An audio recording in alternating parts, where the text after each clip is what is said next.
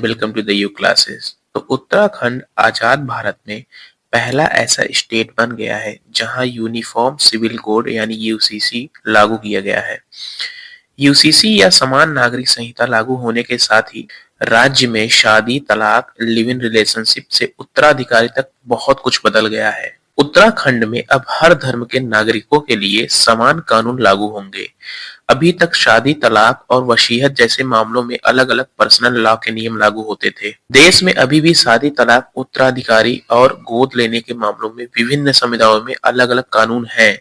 इनमें जैसे हिंदू विवाह अधिनियम 1955, उत्तराधिकार अधिनियम 1956, मुस्लिम पर्सनल लॉ, भारतीय ईसाई विवाह अधिनियम 1872 आदि शामिल है। उत्तराखंड में अब सबके लिए एक कानून लागू हो गया है।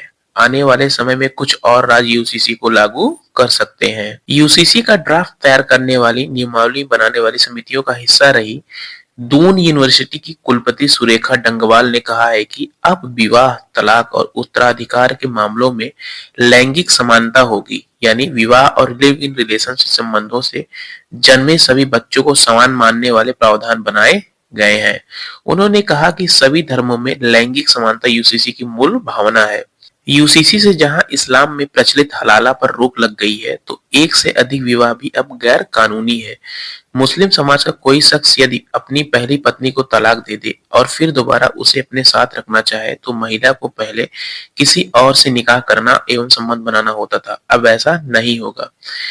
लिव इन रिलेशनशिप में रहने के लिए अब माता पिता की मंजूरी भी आवश्यक है।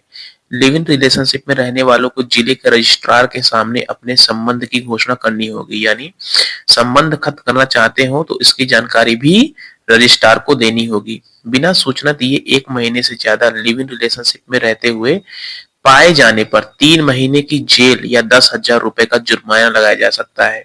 लिव इन संबंध से पैदा हुआ जो बच्चा होगा वह वैध माना जाएगा, यानी संबंध टूटने पर भी महिला गुजारा भत्ता की मांग कर सकती है। सभी धर्म के लड़के लड़कियों के लिए विवाह की न्यूनतम उम्र अब एक समान होगी, यानी लड़कियों की शादी की न्यूनतम उम्र 18 और लड़कों की 21 होगी। अभी तक मुस्लिम लड़कियों की वयस्कता की उम्र निर्धारित नहीं थी। यूसीसी में विवाह पंजीकरण को अनिवार्य बनाया गया है। इससे उत्तराधिकार, विरासत जैसे विवादों का खुद समाधान का रास्ता खुल जाएगा। विवाह पंजीकरण का प्रावधान हालांकि पहले से ही है, अब इसे अनिवार्य कर दिया गया है। यूसीसी में पति पत्नी के लिए तलाक के कारण और आधार एक समान कर दिए गए हैं। अभी पति जिस आधार पर तलाक ले सकता है, उसी आधार पर अब पत्नी भी तलाक की मांग कर सकेगी। समान नागरिक संहिता लागू होने जाने से अब कोई भी व्यक्ति अपनी पूरी संपत्ति की वसीयत कर सकता है। समान नागरिक संहिता लागू होने से पूर्व मुस्लिम, ईसाई एवं पारसी समुदायों के लिए वसीयत के अलग अलग नियम थे, जो अब सभी के लिए एक समान होंगे। उत्तराधिकार में लड़कियों और लड़कों को बराबर अधिकार प्रदान किया गया है। संहिता में संपत्ति को संपदा के रूप में परिभाषित करते हुए इसमें सभी तरह के चल अचल पैतृक संपत्ति को भी शामिल किया गया है। यूसीसी में सैनिकों के लिए प्रिविलेज वसीयत का प्रावधान किया गया है, जिसके तहत सक्रिय सेवा या जोखिम वाले स्थानों पर तैनाती के दौरान अपनी हस्तलिखित या मौखिक रूप से निर्देशित वसीयत भी बना सकते हैं।